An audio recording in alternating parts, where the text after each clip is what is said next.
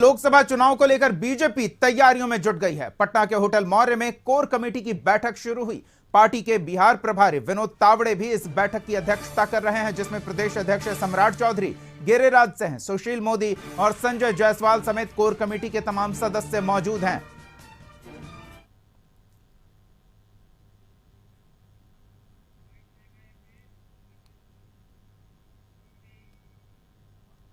गठबंधन के लोगों ने इस देश से सनातन को खत्म करने का शुरुआत किया और आप देखेंगे घमंडिया गठबंधन के सभी लोग इसी तरह का बयान भी दे रहे हैं, चाहे वो राजद हो, चाहे वो जनता दल यूनाइटेड हो, कांग्रेस पार्टी हो या स्टालिन का परिवार हो, वो लगातार इन चीजों पर लगातार बयान देते हैं। लेकिन आज दुर्भाग्यपूर्ण है कि बिहार के छोटे छोटे बच्चे जो स्कूल जा रहे थे, उसके लिए मुख्यमंत्री जी के पास समय नहीं है।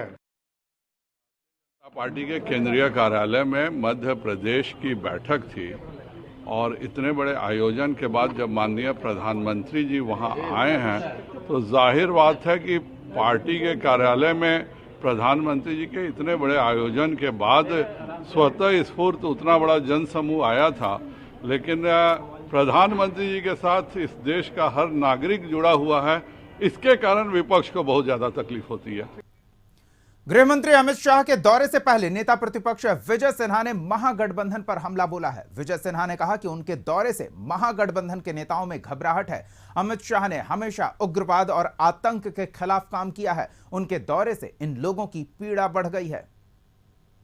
अब जब वो आते हैं तो तमाम इन आतंकवादियों, उग्रवादियों का, अपराधियों की मानसिकता को संरक्षित करने वाले लोग की परेशानी बढ़ जाती है और कहीं न कहीं वो घबराहट में इस तरह के अलूल जलूल बयान देते हैं। वो हमेशा आते हैं संगठनात्मक पार्टी के कार्यों को लोगों के बीच अपनी बात को भी रखने के लिए, मोटिवेट करने के लिए। इससे इनकी परेशानी और घबराहट समझ में आता है। तो केंद्रीय गृह मंत्री अमित शाह का बिहार दौरा प्रस्तावित है और उनके दौरे को लेकर बीजेपी खेमे में उत्साह का माहौल है। कार्यक्रम को लेकर जोर शोर से पार्टी नेता तैयारियों में जुटे हुए हैं। लाखों की भीड़ उनके कार्यक्रम में शामिल होगी, इस तरह का दावा किया जा रहा है। और इधर विपक्षी खेमा अमित शाह के दौरे को लेकर जिस तरह से बीजेपी पर हमला बोल रही है, बीजेपी खेमे की ओर से पलटवार किया जा रहा है।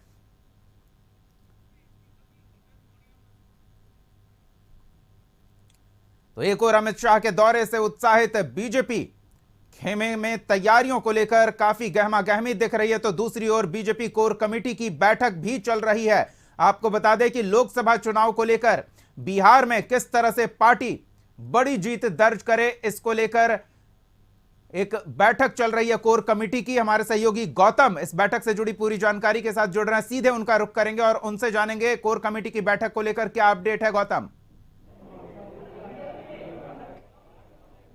देखिए, बीजेपी कोर कमेटी की बैठक हो रही है और इससे इस बैठक को लेकर जो बातें जो कही जा सकती है, लोकसभा चुनाव अगले साल है और उसके बाद जो कहा जा सकता है कि अमित शाह का जो 16 तारीख को जो बिहार में दौरा है, अमित शाह जो आ रहे हैं लोकसभा जो क्षेत्र का जो उनका जो कहा जाता है कि दौरा है, उन जगहों पर जो है लोकसभा के क्षेत्र में वोटों का जो परसेंटेज हो बढ़ाना हो या जो उनके सीटिंग सीट हैं उन जगहों पर जाके उनका निरीक्षण करना हो, इन तमाम चीज़ों को लेकर जो है ये उनका दौरा है। और इसमें जो कहा जाता है कि मैं आपको बता दूं कि जो अमित शाह का दौरा 16 तारीख को है और वहाँ पर वो अररिया जाने वाले हैं, जो पहली बार बिहार में उनका अररिया में दौरा होगा। जो बनी में जो कहा जाता है कि जो आधिकारिक जो कही जा सकती जो जानकारी जो मिल रही है, इसमें एक ये भी बात है कि वहाँ पर सीमा सुरक्षा बल एसएसबी के कैंप का भी जो है वहाँ पर वो जो है उसमें कार्यक्रम में सम्मिलित होंगे और उसके बाद जो है वहाँ के क्षेत्र के बीजेपी के कार्यकर्ताओं। बिल्कुल गौतम, एक तरफ दौरे को लेकर बीजेपी खेमा उत्साहित है, दूसरी ओर कोर कमेटी की बैठक चल रही है। अमित शाह आने वाले हैं तो पहले पूरी रिपोर्ट तैयार कर ली जाएगी लगता है।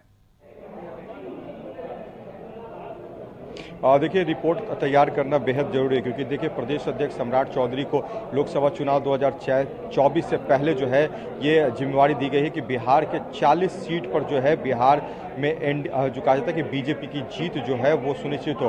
हालांकि देखिए, सम्राट चौधरी का जो बयान है आज इस सीटों को लेकर जो आया है, उसमें 80 उम्मीदवार उतारने की जो है चैलेंज उन्होंने इंडिया गठबंधन को दे दिया है कि 40 सीट जो बिहार में है लोकसभा के, उसमें 80 उम्मीदवार उतारे, तब पर भी जो है इंडिया के उम्मीदवार की जीत नहीं होगी। जो जीत होगी वो बीजेपी के उम्मीदवार की होगी। तो देखिए, लगातार जो है चैलेंज बीजेपी की तरफ से इंडिया गठबंधन को दिया जाए। और देखिए, मैं आपको और भी जो लोग हैं पहुंच रहे हैं उनके बारे में भी आपको देखिए, अब जो आए हैं,